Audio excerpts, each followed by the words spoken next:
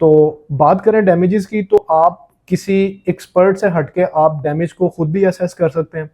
उसको असेस करने के लिए आप अपने स्ट्रक्चरल कंपोनेंट्स को विटनेस कर सकते हैं कि आइदर उसमें कहीं पे कोई क्रैक्स तो नहीं है, या आप दीवार का फुलाव चेक कर सकते हैं, लाइक आपकी दीवार फूली तो नहीं है, लाइक आपकी दीवार जो है उसका प्रेशर जो है वो बता देगा आपको कि आइदर के वॉल के अंदर जो है वो प्रेशर क्रिएट हुआ हुआ है जिससे वॉल जो है ना वो डिस्प्लेस कर सकती है।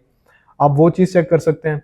इसके बाद आप अपने फ्लोर को चेक कर सकते हैं कि आपके फ्लोर के अंदर जो है वो उसकी साउंड आया कि उसकी साउंड तो चेंज नहीं की, या आपकी टाइल्स जो हैं वो बैठने के बाद आपके स्कार्टिंग और फ्लोर की जो फिनिश सरफेस है उसके दरमियान एक विजिबल क्रैक नज़र आ जाता है, आप वहाँ से उसको असेस कर सकते हैं।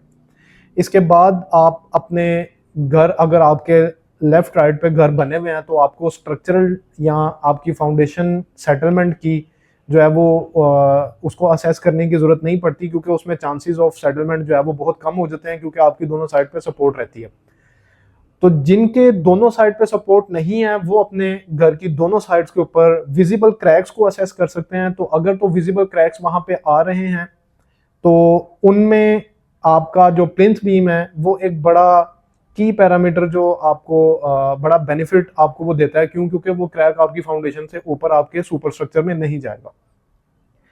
तो आप इन 4-5 जो पैरामीटर्स हैं उनको खुद भी असेस करके जो है आप अपने डैमेज का जो है वो आप उसको असेसमेंट आप उसकी कर सकते हैं। अगर लेट्स से कि कहीं पे आपको किसी भी बंदे को वो इस तरह का डैमेज या इस तरह की चीज़ में कहीं पे कोई प्रॉब्लम आती है, तो आप फर्दर एक टेक्निकल बंदे का जो है वो उस पर ओपिनियन या आप उसको इंस्पेक्ट करवा सकते हैं। उसके लिए आप स्क्वेयरलैंड भी आ सकते हैं।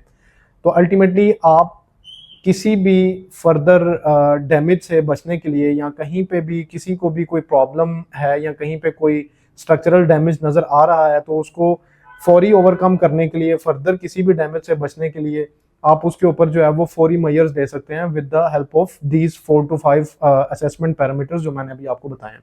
Thank you so much.